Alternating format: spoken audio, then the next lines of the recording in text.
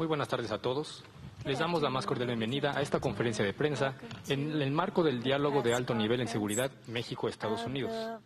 Encabezando ambas delegaciones, hoy nos acompañan Alicia Bárcena Ibarra, secretaria de Relaciones Exteriores; Antony Blinken, secretario de Estado de los Estados Unidos de América; Rosa Isela Rodríguez Velázquez, secretaria de Seguridad y Protección Ciudadana; Merrick, Garland, fiscal general de Justicia de los Estados Unidos de América; y Alejandro Mayorkas, secretario de Seguridad Nacional de los Estados Unidos de América. Mayorkas from the United States.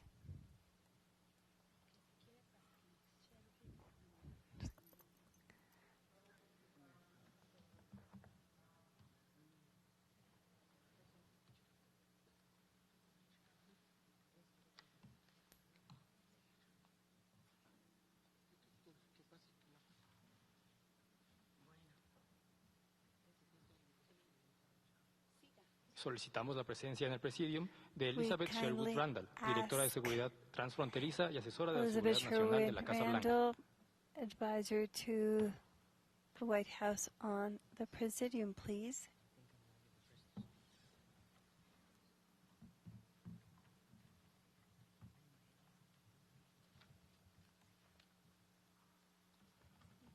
Cedemos la palabra. Muy buenas The floor is tardes, yours. estimados y Good estimadas afternoon, representantes de la prensa, dear miembros de la prensa. representatives Muchas gracias of por the press, acompañarnos. Una members of the disculpa press. por la Thank you for demora. joining us. We Hoy apologize concluimos esta for the tercera delay. edición del diálogo de alto nivel sobre seguridad Our entre México y high-level Estados dialogue on Unidos. Es security uno de los comes mecanismos to que an tenemos end this establecidos afternoon, entre and los this dos is one of the países mechanisms que dan existing cuenta, la verdad, between del both excelente countries, estado and they de la relación describe bilateral. the Yo quiero excellent state agradecer of la our presencia bilateral de relationship. mi I wish to colega, thank secretario de my Estado colleague, Antony Blinken, de Secretary of Merrick, State Garland, de Alejandro Mayorkas, Anthony de Blinken, Liz Sherwood y, Merrick, por supuesto, Garland, siempre muy bien Secretary acompañada de Mayorkas, Rosa Isela Liz Rodríguez. Sherwood, Este es un and Rosa mecanismo que Isela forma Rodriguez. parte del This entendimiento mechanism is bicentenario. part of Hay the otro mecanismo que se bicentennial llama framework. el There's diálogo yet another económico de alto nivel mechanism, the que llevamos a cabo la semana high-level pasada, economic presidido por el dialogue that secretario took place Blinken, last week, que es un chaired by diálogo también en Secretary materia Blinken. económica. It's also Y la an verdad es que lo que economic-related hoy dialogue. es que tenemos Our una disyuntiva conversation muy today importante que debemos involved the aprovechar discovery la of a extraordinaria specific situación situation. We económica need to embrace que the tenemos entre extraordinary nuestros países en economic Norteamérica situation between para, the yo North diría, construir American una verdadera countries to comunidad build binacional y an regional actual que nos binational and permita regional consolidar e community that incluso will allow aumentar us to el consolidate comercio and bilateral even que hoy, por ejemplo, improve asciende bilateral a trade that 855,000 millones de account dólares for y una inversión que $850 ya billion contamos en as of México de today 15,000 and millones de dólares desde investment 2022 of y este año $15 asciende billion a 12,000 millones. since Entonces, debemos aprovechar este 2022. momento tan So we need importante y to no dejarnos make the llevar most of por such una a key retórica moment, que and nos we pretende shouldn't dividir just stay o on que nos that pone type como of adversarios rhetoric en that lugar is de trying to socios y divide or aliados. place us Nosotros as como México adversaries apostamos instead of fuertemente por un allies. espacio In que sea Mexico, we are potente betting on a powerful económicamente space, y que sea a muy inclusivo powerful and economic socialmente y with social ambientalmente. and Nos encontramos environmental en inclusion. esta reunión realmente Throughout this intercambiando meeting, mucha we have información, exchanged muchas de las cosas que relevant hemos hecho en information toda esta and much etapa, que es of una etapa muy the rica, actions en conducted donde in del such lado a nuestro pues hemos productive invertido en la frontera, time. no solo We para have agilizar los invested in the intercambios border not comerciales y el tránsito de only bienes y to personas, speed up sino para the fortalecer la transit, seguridad. but Nosotros, people fíjense, and de goods parte and de la Secretaría de services, la but Defensa also Nacional, pues to están invirtiendo bolster 15,000 millones de security. pesos 15 billion en proyectos de pesos is the modernización por investment parte in de esta Secretaría en modernization aduanas de México, en projects todas las and fronteras, la customs frontera throughout sobre the todo borders, terrestre, especially porque la the reducción de land solo 10 border, minutos because en los cruces de carga, por ejemplo, de reducing bienes, se traduce the en un ingreso crossing adicional de of the border by 10 minutes 25,9 millones de dólares. translates Así es de que into por eso le damos mucha importancia. almost Por primera vez $26 en este billion. diálogo, además, So se incluyó un tema muy for the relevante first que es time el in tema this de la dialogue, migración. we Y ahí included quiero agradecerle a Liz migration Sherwood as porque a hemos topic, tenido and un I diálogo ya, want to y por thank supuesto Liz a nuestros Sherwood for this colegas, productive secretario Blinken, conversation. I Mayorkas want to thank you, y Merrick Secretary Garland, Blinken, porque Mayorkas, creo que como and naciones vecinas hemos Garland, sido testigos de because un as fenómeno neighboring migratorio countries, que ha we have alcanzado realmente witnessed niveles históricos. El historic mundo está enfrentando migration levels. una The movilidad world, the entire humana world is histórica, masiva. Y por ejemplo, para being ponerles un witness caso, of massive ayer se registraron human migration. Yesterday, 9,964 encuentros de personas over migrantes en la frontera almost norte de México, en 10,000 la frontera crossings sur took place in the registramos northern border of 4,474 Mexico. almost 6,000 in the southern border and 1,700 in the Darien. And the figures have gone down because in the past weeks, those numbers were of around 3,000 on a daily basis. So we discussed the measures on safe and regular mobility by using the mechanisms already in place, and we are grateful to the U.S. government for opening the regulatory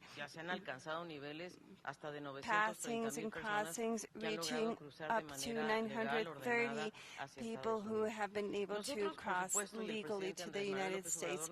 President López Obrador has precisely instructed us to take a look at this phenomenon from the development perspective to see how the structural causes of migration can be addressed from several perspectives. Inequality, poverty, violence are among them, to see how these topics can be addressed, taking into consideration that this is migration coming from the south, and he is highly interested in summoning the 11 countries from which most people migrate towards Mexico and subsequently to the United States to engage in a conversation about development and further actions. We will continue to take strong actions and measures, including a few efforts already in place about assisted returns, coordinating the dismantlement of trafficking, human trafficking networks, which was one of the topics addressed here. And we have also requested to the U.S. to seriously consider the situation of the millions of Mexican migrants in the United States who have not had an opportunity to have papers, and they continue to live undocumented. When it comes to security, which was our central topic that will be addressed by our Secretary Rosa Isela, we will make significant progress. And I want to be clear that Mexico wishes to reinstate its commitment to further collaborate in drug trafficking and consumption of synthetic drugs, namely fentanyl, and to address the situation from all perspectives, from production and, of course, the entire chain, precursors, production, trafficking, and especially consumption from the public health perspective, and do so with solidarity in a humanist nature.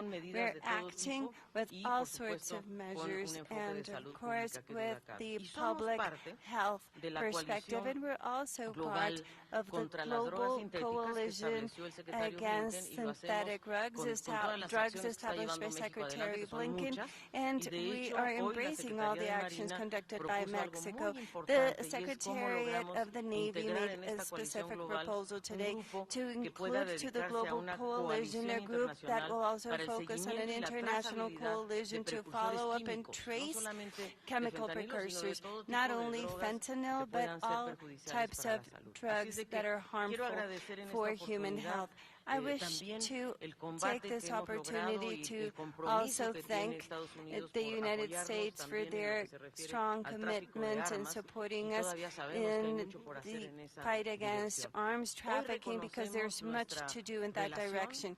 Today, we acknowledge our relationship. We're partners, we're neighbors, we're friends, and we're destined to solve our issues jointly. This is why we are facing major opportunities and challenges as well. So we hope that you, the media, will help us make strong advancements to this regard. Antony Blinken, please, you can address the floor. Alicia, thank you so much to you, to all of our colleagues. We are grateful to be here today. We had a very productive day, and let me reflect a little bit on that.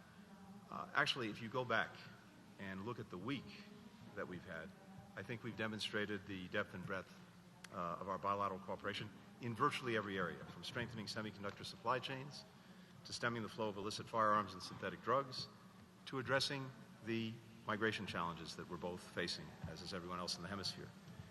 The presence of so many of us here in Mexico today and on this platform reflects the priority that the United States attaches to our relationship. I have to tell you, more than ever before in my 30 years of being engaged in foreign policy. The United States and Mexico are working together as partners in common purpose. But the scale and scope of the challenges that we face is also unprecedented. And I think today we reflected on both of those facts, the unprecedented partnership, but also the unprecedented challenges. 2 years ago, the United States and Mexico launched the bicentennial framework for security, public health, and safe communities. And in doing this, we acknowledged a shared responsibility as neighbors to enhance the safety, the security, the well-being of our people. We agreed to work as equal partners to tackle the challenges like illicit drugs, illegal firearms, human trafficking. And we committed to a comprehensive approach that includes bolstering the rule of law, fighting corruption, improving public health, and investing in broad-based economic opportunity. Today, we had an opportunity to both review the progress that we've made, which is real and substantial, but also identified areas where we can and must do more. We're advancing our efforts to address the synthetic drug crisis, as you heard Alicia discuss, which continues to devastate families on both sides of our border. You've heard me say this before, but fentanyl is the #1 killer of Americans aged 18 to 49. So we have an obligation to do everything in our power to combat the scourge.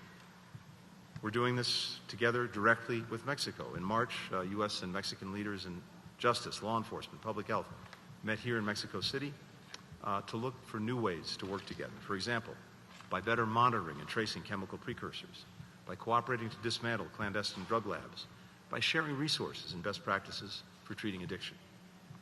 And together, we engaged more than 50 representatives of the Mexican private sector, industries, from logistics to transportation to pharmaceuticals, to help identify illicit activity in their supply chains and stop the diversion of precursor chemicals. We're also working with partners around the world because this is a global challenge. Mexico is making key contributions to the 100-plus country global coalition that the United States launched this summer to address the synthetic drug threat. We continue to collaborate closely to pursue transnational criminal organizations by disrupting the flow of drugs, guns, money between our countries, and working to take down these networks. We're deepening cooperation on investigations, on arrests, on prosecutions, on interdictions. Mexican authorities are submitting 40% more firearms trace requests to the United States than they were 6 years ago. And that enables law enforcement to stop gun trafficking at its source. Southbound firearm seizures in the United States have increased more than 65% since last year. And since last October, U.S. law enforcement has confiscated the equivalent of 279 million potentially fatal doses of fentanyl at our southwest border. And our Mexican partners are also seizing more drugs, thanks in part to the collaboration that we have, training, equipment, even canines that we've provided. We're taking steps to aid the most vulnerable, those most vulnerable to organized crime, training nearly 200 Mexican immigration officials to better screen, identify, and assist potential human trafficking victims. And as two of the 21 nations that have endorsed the Los Angeles Declaration on Migration and Protection, we are working to create the conditions for safe, orderly, humane migration. As you heard last night, Secretary Barcina and I joined a migration ministerial with our counterparts from Colombia and from Panama to advance these efforts. Today's dialogue, as you heard as well, included migration for the first time. This is a recognition that the issue has profound national security implications for the entire hemisphere. For our part, the United States is increasing refugee resettlement, and we're expanding legal pathways, including launching our Safe Mobility Initiative, so that people can find out whether they're eligible to come to the United States from their own countries without having to make the journey to our borders. We're providing temporary protected status to vulnerable displaced persons so that they can work legally in our country, meet labor shortages, contribute to our economy. Throughout the region, other countries are taking critical steps along these lines. Mexico is increasing its repatriations of third country nationals and tackling the root causes that drive people to leave behind their families, their communities, and put themselves in the hands of traffickers. Panama and Colombia are offering temporary protected status to displaced individuals, including Venezuelans and other vulnerable populations. But the scale of this challenge demands that we redouble our efforts, that we do more to improve and modernize border security, that we do more to increase legal migration pathways and protections, more to address root causes, and more to deter irregular migration, humanely, including through additional steps that you'll be hearing about today. With migration, as with all of our joint efforts, we're working to uphold our commitment to human rights. That's what our people expect. It aligns with the values that our nation share. It's essential to building our citizens' trust, which enables law enforcement and justice officials to more effectively prosecute criminal networks. Each of us has no higher priority than keeping our people safe. By deepening our cooperation, we will continue to work toward that goal. Thank you. Escuchemos ahora las palabras de la secretaria Rosa Isela Rodríguez Velázquez. Muy buenas tardes a todas y a todos. Saludar a la delegación de Estados Unidos encabezada por el secretario de Estado Antony Blinken. También saludar al fiscal Garland, al secretario Mayorkas y por supuesto a la enviada especial del presidente Biden, Randall, y es muy importante su presencia aquí y puesto que somos porque somos vecinos, somos socios y somos aliados. Estamos concluyendo una muy importante jornada de trabajo del diálogo de alto nivel de seguridad. A través de las mesas que quedaron establecidas desde el establecimiento del entendimiento bicentenario, que se llama proteger a nuestra gente, prevenir delitos transfronterizos, perseguir criminales, y hoy hubo una sesión especial sobre la migración. Ahí se expusieron avances y retos en esos temas.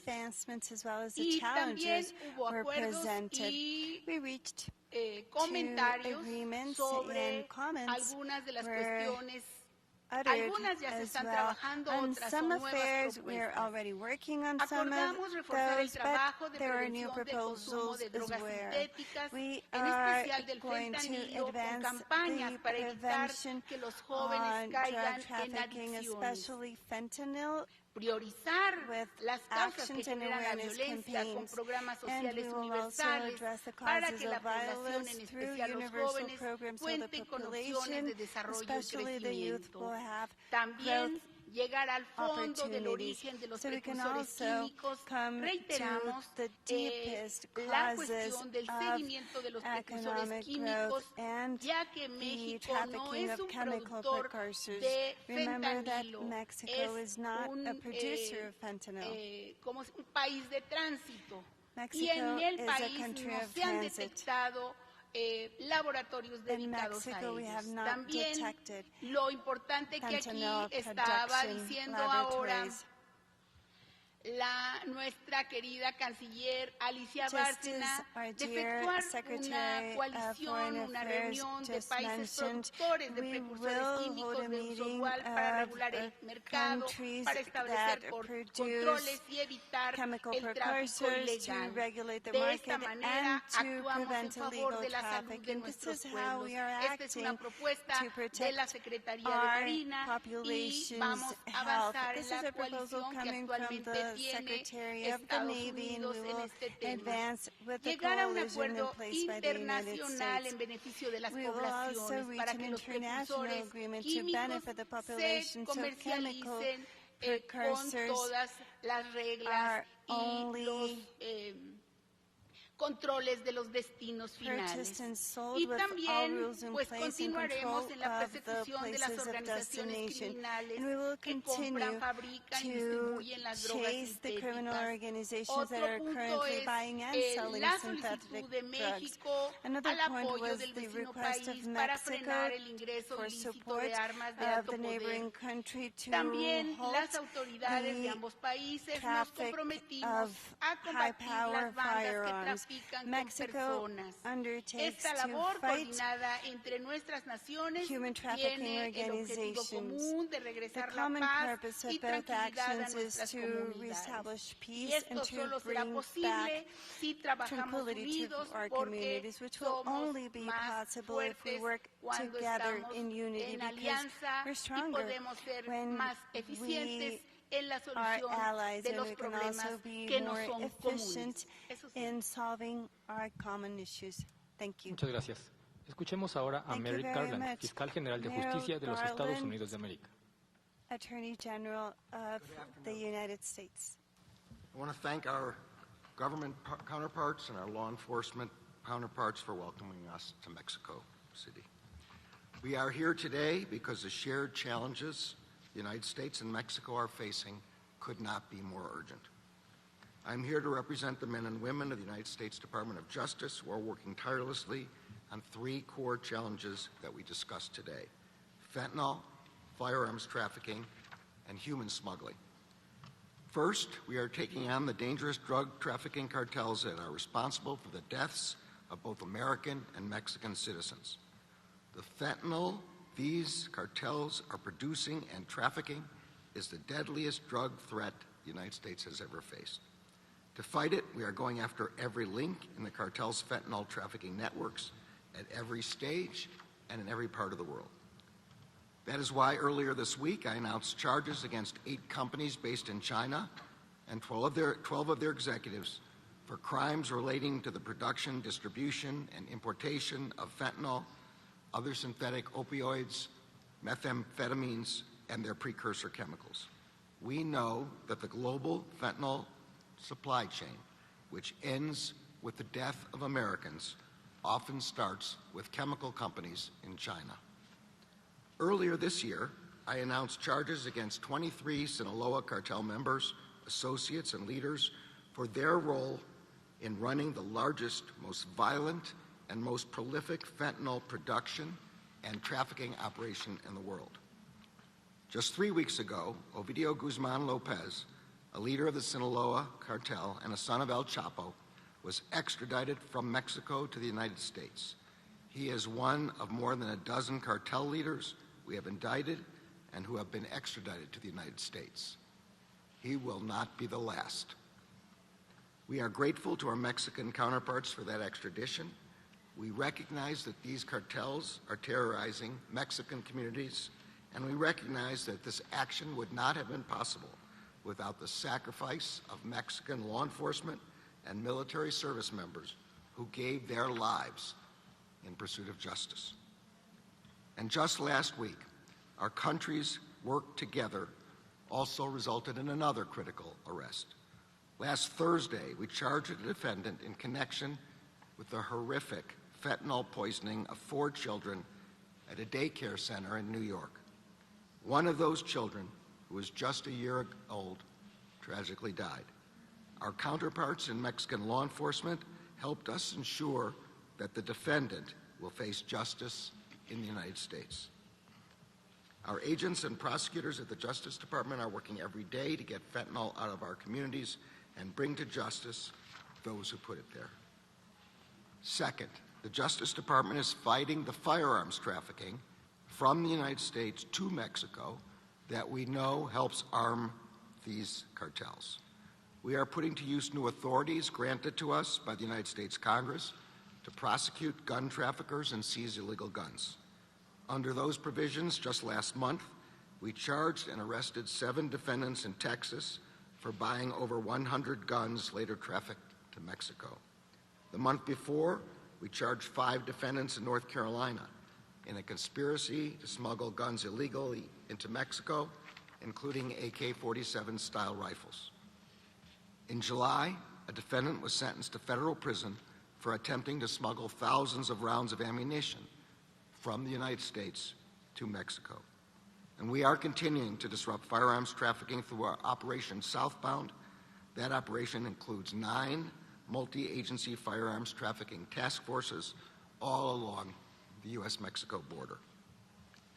Third, we are disrupting the human smuggling operations that put people's lives at risk for profit and violate our laws. In 2021, I directed the formation of Joint Task Force Alpha, a collaboration between the Departments of Justice and Homeland Security to target the most prolific and dangerous human smuggling groups. Since then, we have made over 260 domestic and international arrests and secured more than 150 convictions on human smuggling charges. All of us recognize that these challenges are of the utmost importance and urgency for the citizens of both of our countries. I look forward to intensifying our efforts to meet them. Thank you. Muchas gracias. Es el turno de Alejandro Mayorkas, secretario de Seguridad Nacional de los Estados Unidos de América. Secretary of Homeland Security of the United States. The United States and Mexico are close and strong partners. Secretary Blinken, Attorney General Garland, Homeland Security Advisor Sherwood Randall, and I, and our entire delegation, have joined Ambassador Salazar here in Mexico to reaffirm our commitment to that partnership. Together with the government of Mexico, we are working to disrupt and dismantle the human smuggling networks that prey on the vulnerable. Together, we are increasing our border and port security to facilitate lawful trade and travel and protect our people from dangerous contraband such as firearms and fentanyl. Together, we are working to ensure people throughout the region can live without fear of crime and violence.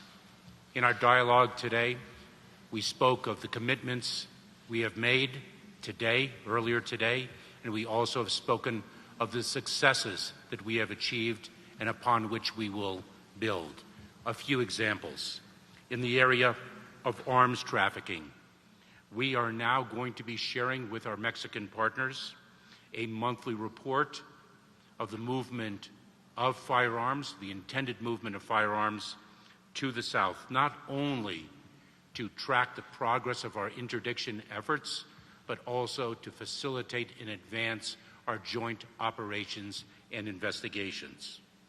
With respect to firearms, Operation Without a Trace, over the past less than 12 months, our interdiction of firearms has increased more than 44%. We have seized 100% more than we did last year. With respect to our ports of entry, our gateways for economic prosperity, lawful trade and travel, we are harnessing technology to secure the people and goods who pass between our two countries in both directions. Just recently, we procured 7 mobile, non-intrusive inspection technology devices that will facilitate our two countries. With respect to fentanyl, about which my colleagues have spoken, since October 1 of last year, we have arrested 4,893 people.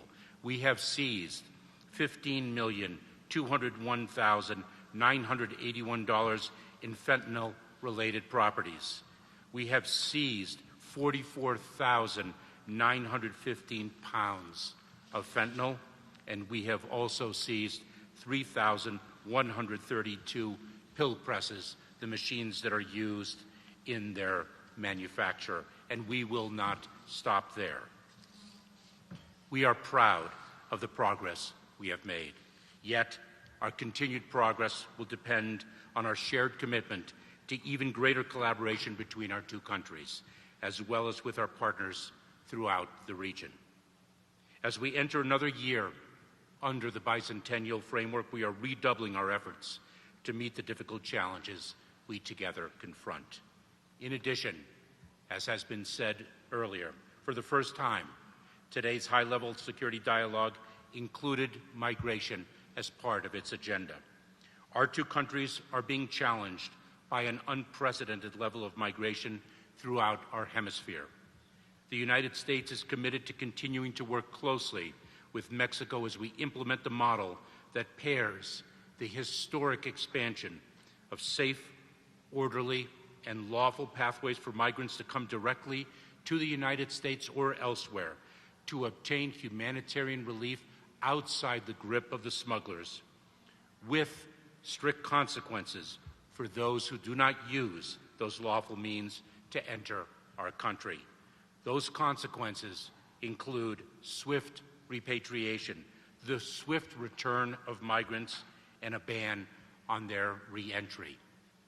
Just today, the United States announced its agreement with the country of Venezuela to repatriate Venezuelan nationals who do not take advantage of the lawful pathways and instead arrive irregularly at our southern border and do not qualify for relief. The work we do together would not be possible without the close collaboration we enjoy with our partners in Mexico and with our colleagues throughout the 21 countries across this hemisphere who are party to the Los Angeles Declaration. We will continue this work together.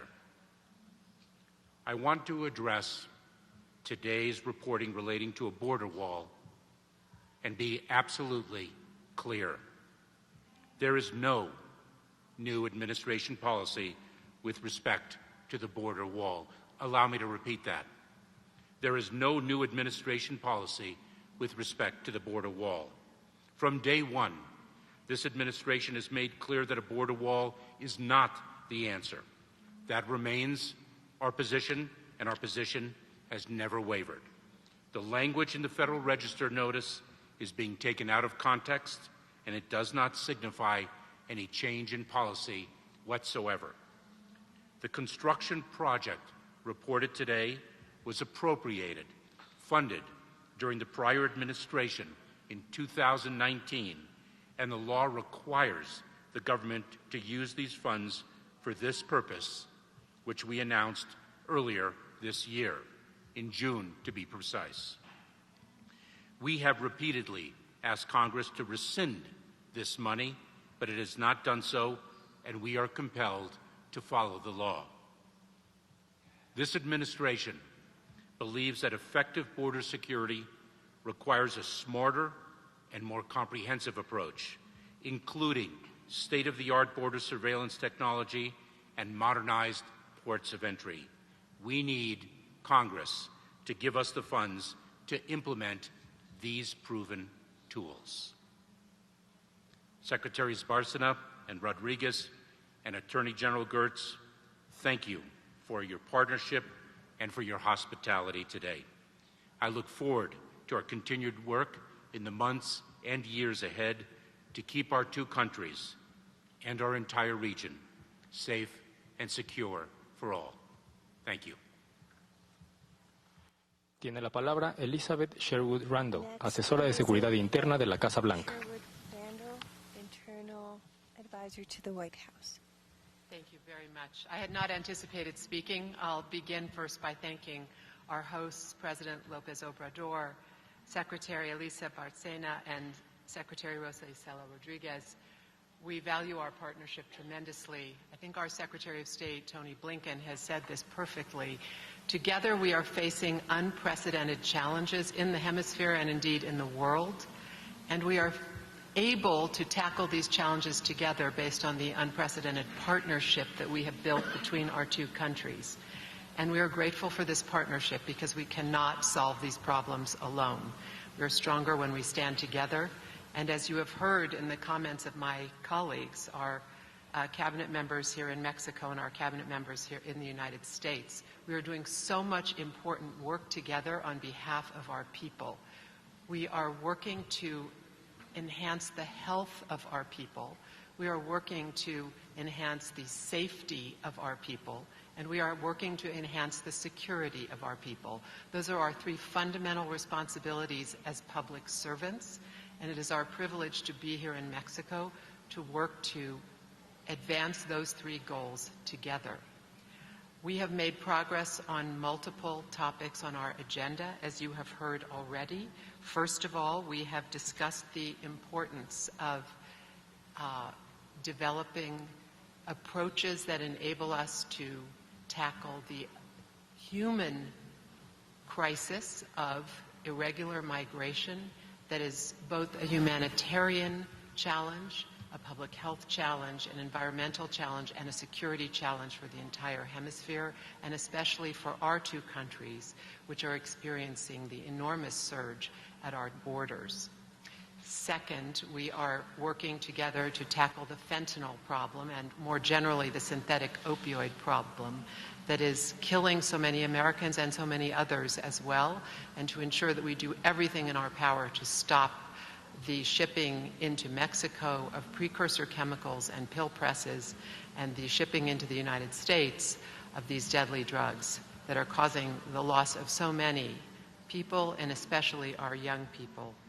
Third, we are working very hard together to reduce the arms trafficking that is coming principally from the north to the south and do everything in our power to reduce that flow, which is also creating great risk for our peoples. And fourth, we are working together to tackle the challenge of transnational organized crime, which is of course related to the two prior topics, both arms trafficking and drug trafficking, and use every tool in our toolbox to reduce the threat that that presents to our peoples. With that, again, I thank you for your hospitality and your partnership and look forward to continuing our important work together for many months to come. Muchas gracias. A continuación vamos a dar pie a nuestro rol de preguntas, para lo cual le pido a la periodista Saraí Méndez de Noticieros Televisa que haga su primera pregunta. Muchísimas gracias. Buenas tardes. Pregunta para la delegación mexicana. Ayer, horas antes de aterrizar en México, el secretario Mayorkas anunció una decisión ejecutiva del presidente Biden para ampliar la construcción, ya escuchábamos hace unos momentos, de porciones del muro fronterizo en el sur de Texas. Algo que no había ocurrido desde el gobierno del presidente Trump. ¿Cuál es la postura del gobierno mexicano frente a la decisión de ampliar el muro? Y para una pregunta para la delegación estadounidense, por favor, ¿qué acciones concretas va a tomar el gobierno de Estados Unidos para detener el tráfico ilegal de armas a México y para sancionar a las empresas farmacéuticas, consultoras, instituciones financieras y médicas responsables de crear la epidemia de opioides en este país? Gracias. Epidemic in the country. Thank you. Adelante, por favor. Please. Bueno, muchísimas gracias por la pregunta. Thank you so much y el for the interés. question. Desde luego que interest. nosotros en el Gobierno de México estamos absolutamente renuentes y en contra de que haya muros. Hemos reconocido incluso el liderazgo del presidente Biden de no ampliar la construcción del muro fronterizo y creemos que eso es un gran acierto. Los diálogos de estos días han sido exitosos en ese aspecto porque lo que estamos convencidos es que edificamos puentes y no muros, rechazamos boyas y alambrados y ratificamos nuestra cooperación. Hemos contado con la cooperación de Estados Unidos, sobre todo cuando se produjo el problema del río Bravo con las boyas y contamos con el apoyo del gobierno federal de Estados Unidos, que ellos nos ayudaron o más bien hicieron una demanda al Ministerio de Justicia para que estas boyas fueran retiradas y definitivamente creo que el secretario Mayorkas ha aclarado muy bien, pienso yo, lo que sucedió en este caso. O sea, lamentablemente coincide ese anuncio con la visita de ellos, pero en realidad lo que yo entiendo es que lo que sucedió es que ellos, esta no es una nueva política, no es una decisión política nueva, no es un anuncio de una nueva barrera, sino que es un presupuesto que ellos ya tenían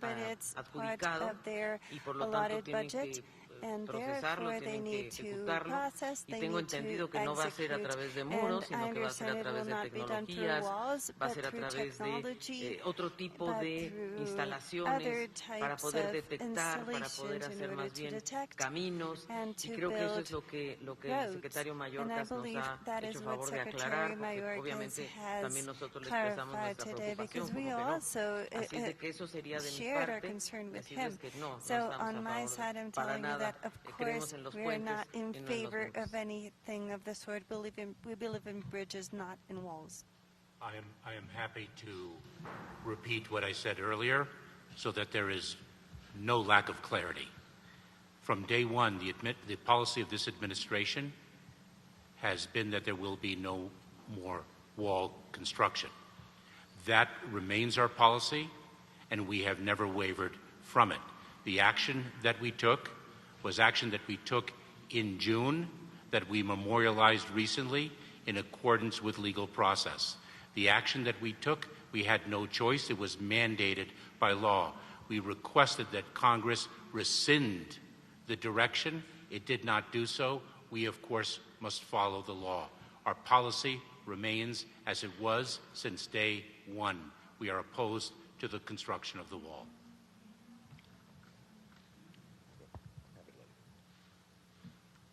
Okay. Yeah, I'm sorry, you had the question about the sanctioning of those who are engaged in the trafficking of arms or also in the trafficking of chemical precursors for fentanyl and other synthetic opioids. And I think, as I think the Attorney General has already said, we are going after both and doing so very vigorously. You've seen in the United States an increased number of investigations, prosecutions, and interdictions of firearms heading south toward Mexico. Last year, we seized a record number of firearms, a record number of ammunition, but, and I'll turn to the Attorney General, we're also prosecuting those who are involved and trying to get to the source of this supply of weapons so that we can stop it. And that also goes to the work that we're doing directly with Mexico, the E-Trace program, where a gun that turns up in Mexico is then traced to its point of origin. That allows us to actually get at those who are sending the guns southward. And with regard to the pharmaceuticals, the chemicals, I think, again, as the Attorney General laid out, we have vigorously worked to prosecute those who are engaged in the illicit diversion of chemical precursors that turn into fentanyl or other synthetic opioids. And I think he laid out just this week a number of additional steps we've taken to prosecute those who are involved in those kinds of activities. Yeah. Let me just say, we in the United States well understand the dangers of the military-grade weapons that are being trafficked to Mexico. They are a serious danger to the United States and a serious danger to Mexico because they defend the cartels. So we will do everything in our power to stop the unlawful trafficking of weapons to the drug traffickers as part of our fight to break up every link of the chain of the drug traffickers. And along those chains, it begins with the precursor chemical companies in China. It goes into the Sinaloa and Jalisco cartels here in Mexico who are producing the fentanyl and trafficking it. It goes into the passage across our borders, and it goes into cartel-related trafficking organizations in the United States. And we are doing everything we can, together with our Mexican counterparts, to dismantle every stage of that distribution link. Muchas gracias. Para la siguiente pregunta, le solicitamos a Eileen Sullivan de The New York Times que tome el micrófono, por favor. Hi, thank you. I wanted to go back to the deportations for Venezuelans that you announced today. Could you explain what changed in the U.S.'s outlook about Venezuela? Is the country safer now to accept and repatriate their citizens? And has that changed diplomatically as well? Do you have different relations with them? Eileen, thank you very much. As you well know, and I will share with those who do not, that we granted temporary protected status to Venezuelan nationals who were in the United States as of, in other words, on or before July 31st of this year. We have made a determination that it is safe to return Venezuelan nationals who've arrived in the United States subsequent to July 31st and do not have a legal basis to remain here. And we have now successfully negotiated an agreement with the country of Venezuela to repatriate those Venezuelan nationals who have arrived subsequent to July 31st and do not have a basis to remain in the United States. We are a nation of immigrants, and we are a nation of laws. And Eileen, just to add a footnote to that, we have an ironclad commitment to provide protection for those who qualify. That remains paramount in everything we're doing. And by the way, we also look to all the other countries in the hemisphere to do the same thing, to make sure that they're making good on their own obligations. Safe, orderly, humane migration requires the ability to identify individuals and provide protection for those who qualify. Under the Los Angeles Declaration, the declaration agreed to by virtually all of the countries in our hemisphere at the last Summit of the Americas, we're charged with taking coordinated actions to try to stabilize flows, to expand regular pathways, to humanely manage all of our borders. Repatriations are a key piece to this balanced approach, and that's what we followed through with today. And I must say we remain grateful for the efforts of nations in the hemisphere to find ways to work together in dealing with historic mass migration. That is very much what we've been doing here in Mexico. It's what we were doing last night when we got together with our colleagues from Colombia and Panama. It's what Mexico will be doing later this month when it brings together some of the key countries in terms of countries of origin and countries of transit to work through, again, very practical steps that all of us need to take to manage the challenge of migration. Muchas gracias. Thank you. A continuación, Arturo Páramo Rojas, periodista de Grupo Imagen. Grupo Imagen. Muchas gracias, buenas tardes a todos. Para la delegación mexicana, hay no sé si una contradicción en lo que está comentando la secretaria Rosa Isela y lo que comenta el señor Garland, el señor Mayorkas, acerca de que hay precursores que son trasladados desde China hacia México para drogas sintéticas. La secretaria Rosa Isela nos comentaba ahorita que en México no se produce fentanilo. Sin embargo, la posición de la delegación de Estados Unidos es que estos precursores llegan a México, aquí se procesan en fentanilo y se envían a Estados Unidos. Quiero saber si hubo en algún momento una contradicción o no hay contradicción o cómo se asume por parte de los dos equipos este proceso de la generación de las drogas sintéticas, en específico el fentanilo, porque pareciera que estamos hablando de cosas distintas. Y secretaria Rosa Isela, vimos que también que en la reunión estuvo el general Aldumaro. Evidentemente hay un intercambio de inteligencia entre los dos países. Se ha hablado mucho en México acerca de cómo se tiene que garantizar la soberanía de los dos. Sin embargo, este intercambio de información se va a profundizar, será más acucioso, será más detallado para perseguir a los cárteles, el flujo de dinero y, por último, para la delegación de Estados Unidos, ¿se puso alguna meta para este tema del tráfico de armas de Estados Unidos hacia México, de cuánto incautar how much to seize, or which groups to seize from, or which groups to attack, how many people are you planning, for instance, I don't know, to detain, to arrest, etc. Have you set a goal, a physical goal, a measurable goal for this demand of the Mexican government to the U.S. administration? Secretary Rosa Isela, you have the floor, madam. Sí, efectivamente. Yes, in effect. La aclaración es que no hay ninguna contradicción en la posición de Estados Unidos y de México. En México no se produce, insisto, precursores químicos. Esos precursores químicos vienen de Asia, en general de varios países. Y en México hay laboratorios, cocinas, en donde se producen, en la mayoría de los casos, metanfetamina. Hay algunos, debe haber algún tipo de llegada a México de fentanilo y sí, efectivamente pasa hacia Estados Unidos, pero insisto que México no produce fentanilo, lo quiero decir bien. No voy a ir a detalles, pero la producción de fentanilo amerita una cuestión que es un laboratorio especial, digámoslo así, un laboratorio de forma. Entonces llega un kilo, medio kilo o unos gramos de fentanilo y esos gramos, esos pocos gramos que llegan de otros países, porque en México no se produce fentanilo, pasa por la frontera y efectivamente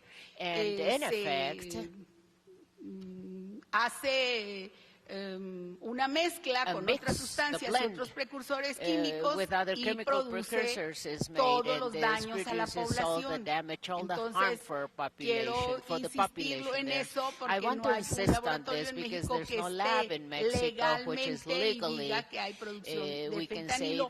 Y sí hay empresas en otros países de las cuales importamos fentanilo para usos médicos y se importa fentanilo por parte de los grupos delincuenciales. Entonces no hay una contradicción. ¿Y cuál era la otra pregunta? What was your other question, sir?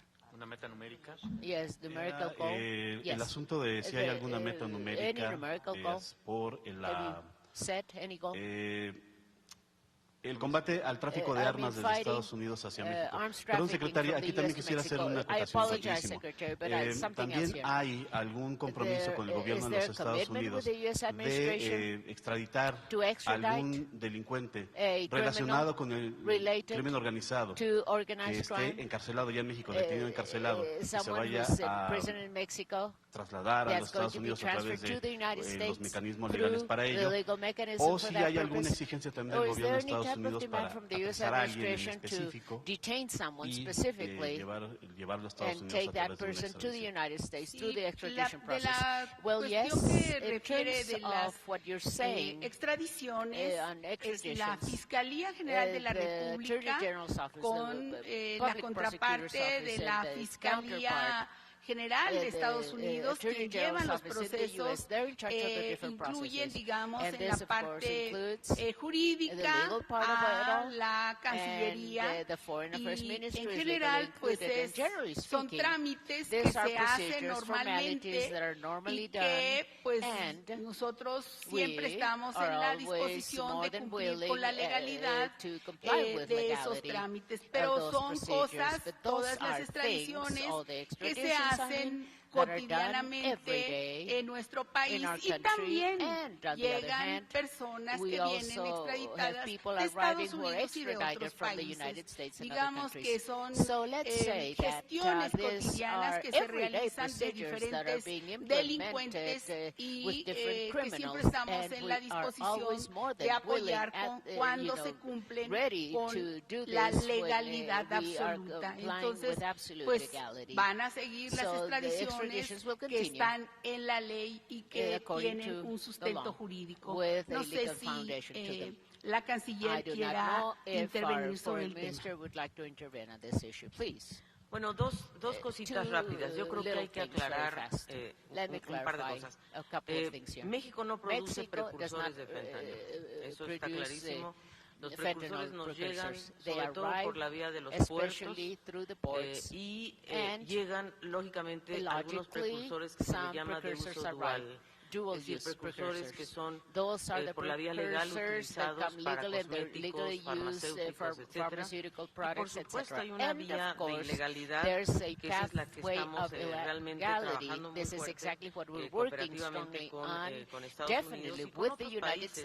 Y ahí es donde la Secretaría de Marina propuso algo muy importante, que es esta coalición internacional para el seguimiento y trazabilidad de precursores químicos, ya no solamente not only for fentanyl, but also for all types of synthetic drugs. Entonces, eso es un tema. Ahora, obviamente que no existen laboratorios legales de producción de fentanilo en México, más faltaba.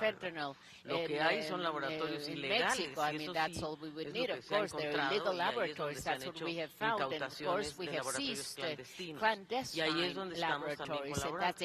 Hay que aclarar que uno de los temas, yo creo que centrales en Estados Unidos, es que el consumo de fentanilo en los jóvenes muchas veces es un consumo que ellos mismos no saben que lo están consumiendo, porque viene en un formato de drogas mixtas, ¿verdad? Entonces un joven cree que está consumiendo una droga y en esa droga viene adicionado fentanilo.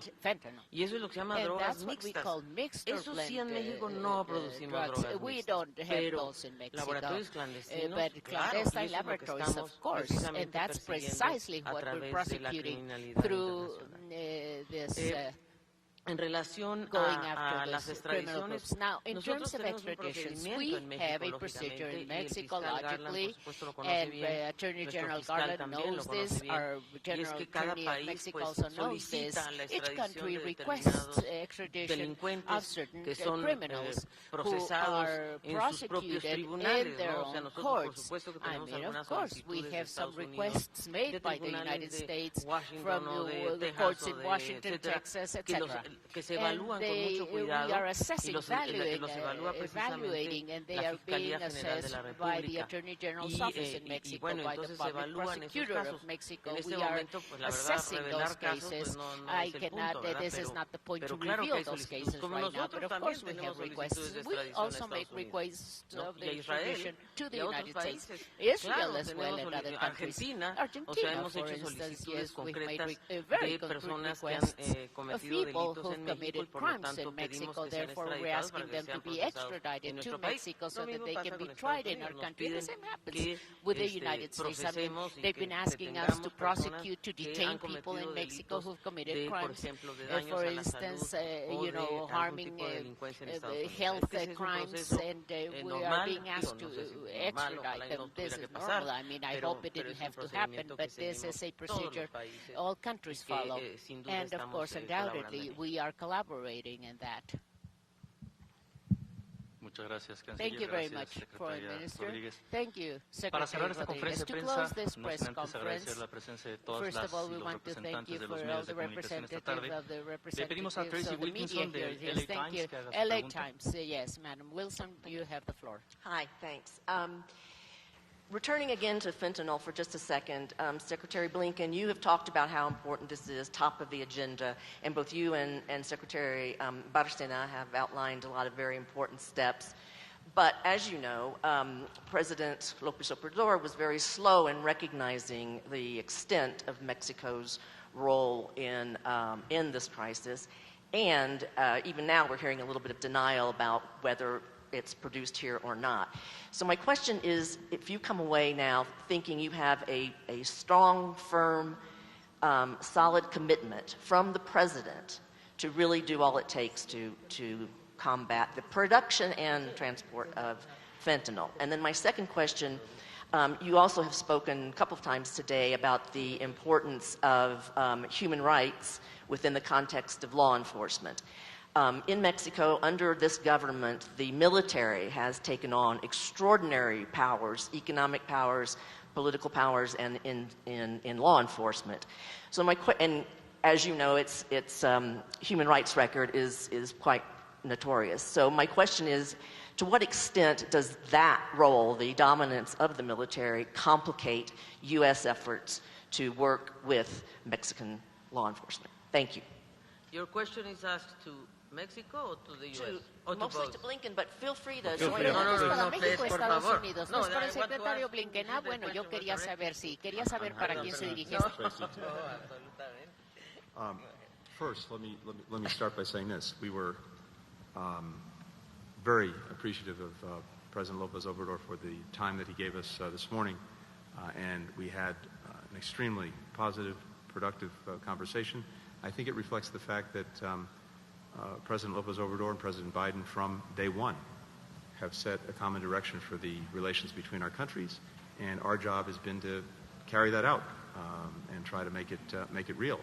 And when it comes to fentanyl, synthetic opioids, I have no doubt about Mexico's commitment to working collaboratively to deal with this huge challenge that we both face because it's affecting people in Mexico just as it's affecting so many Americans. And it's not simply a commitment of words, as important as that is. It's a commitment in deeds. You've heard us talk already about the work that we've been doing in collaboration, in partnership, working together to seize and investigate clandestine labs for the production of fentanyl, preventing the diversion of the precursor chemicals. In fact, Mexico came up with a very important initiative today that we're going to follow through on. I think it'll be incorporated, as the Foreign Minister said, in the work of the Global Coalition against synthetic opioids that we established this summer to get at the diversion of chemical precursors. We were working just a few weeks ago with here in Mexico with our Canadian counterparts as part of the North American Leaders Summit, again on this question of how to effectively control chemical precursors, including by doing things collaboratively together on information sharing, on labeling, on having companies that are engaged in selling or transferring precursors know who their customers are. This is usually important because what tends to happen is a company may be engaged, as Alicia said, in absolutely legal trade of a chemical that's used for pharmaceutical purposes, and then it gets diverted to an entity that uses it for the production of a synthetic opioid. So the protocols that we're working to establish together and have a common standard with our 3 countries and then through the global coalition with countries around the world will help prevent the diversion. We've been already increasing information sharing among law enforcement on synthetic drugs and on precursors. And as you've heard already today, work that Mexico is doing to strengthen security at its ports, both maritime and land ports of entry, is very significant. 95% of the fentanyl that we're seizing that's coming into the United States is coming through legal ports of entry. So the work that we're doing together to strengthen security there, to strengthen screening, all of that's being done in close collaboration.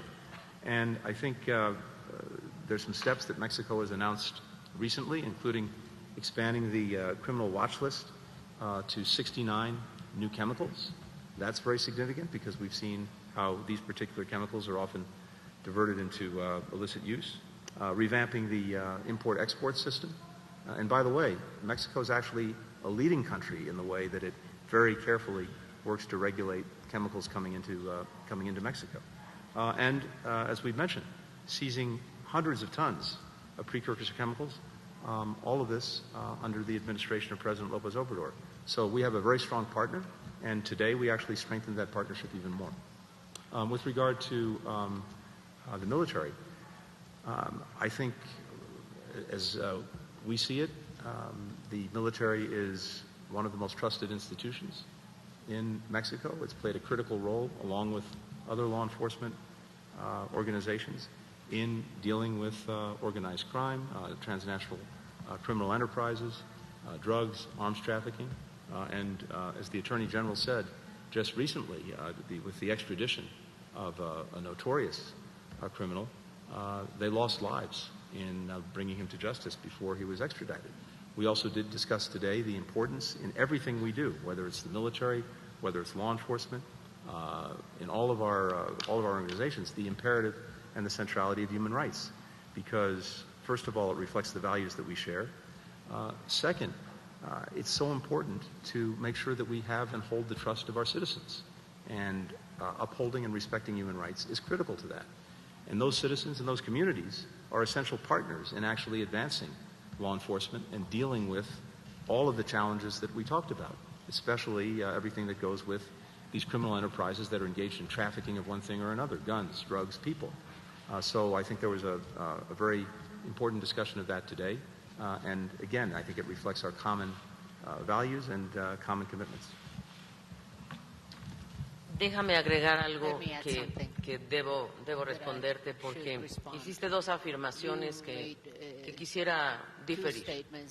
En primer lugar, el presidente Andrés Manuel López Obrador nos ha dado una instrucción muy precisa y es que apoyemos y colaboremos en todo lo que tiene que ver con la producción, el tráfico, el consumo de fentanilo. Entonces, no hay una negación de su parte. Lo que sí es verdad es que lo que más existe en México es metanfetamina. Entonces, estamos enfrentando un problema distinto, sobre todo en lo que se refiere al consumo, ¿verdad? El consumo de fentanilo a México no ha llegado en las proporciones que ha llegado a Estados Unidos. Eso sí es una realidad. Y eso es lo que el presidente afirma. Y porque, en realidad, él lo que también afirma es que se trata de también abordar este tema desde una perspectiva de salud pública, de adicciones, de ver cómo combatimos las causas realmente de por qué la gente está consumiendo drogas en general, digo yo. Y claro que en estas drogas, como te digo, en Estados Unidos sobre todo, pero también en Europa y en los países a donde va el destino de estas drogas, llegan con mezclas. Y eso es donde los jóvenes o la gente se confunde, y lo que sucede es que no es lo mismo el efecto del fentanilo que el efecto de las otras drogas. Esa es la realidad que estamos viviendo hoy, que una punta de lápiz, veíamos, ¿no? Una punta de lápiz de fentanilo o one pill can kill, como la campaña que están haciendo en Estados Unidos. Esa es la primera afirmación. Y la segunda, creo que hay que reconocer que en el caso de México la Secretaría de la Defensa está jugando un papel muy importante, sobre todo en la frontera. Están cargo de los, yo diría, nosotros tenemos 60 cruces fronterizos entre México y Estados Unidos, terrestres y fluviales.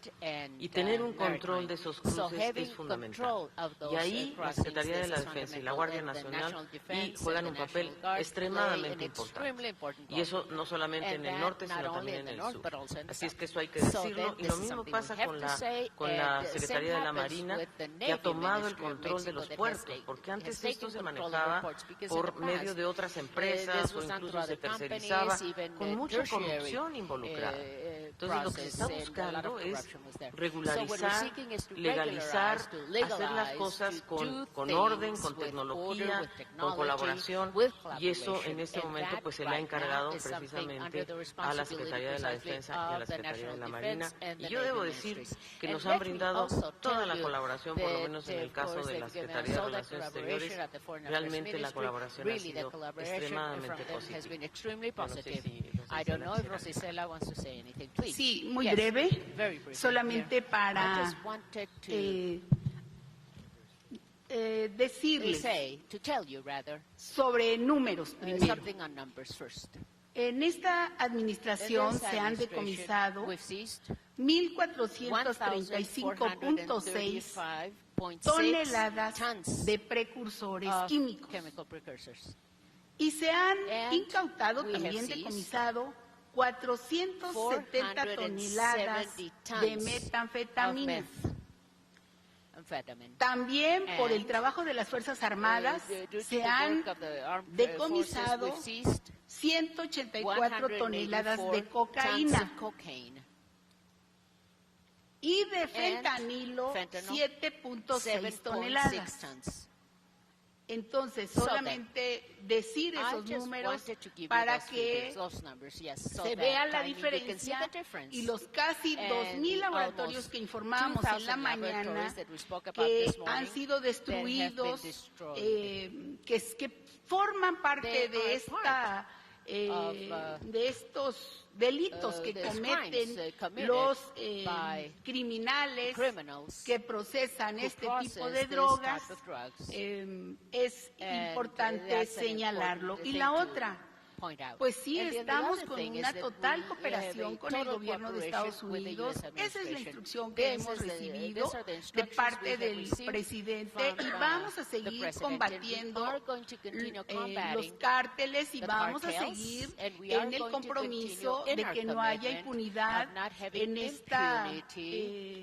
en esta enfermedad que hacen hacia los jóvenes, que los contaminan.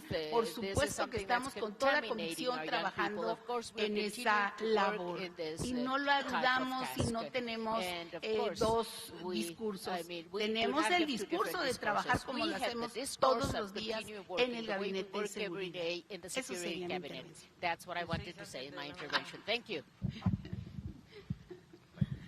Bueno, muchísimas gracias, queridos medios y comunicadores. Espero que haya sido útil esta reunión.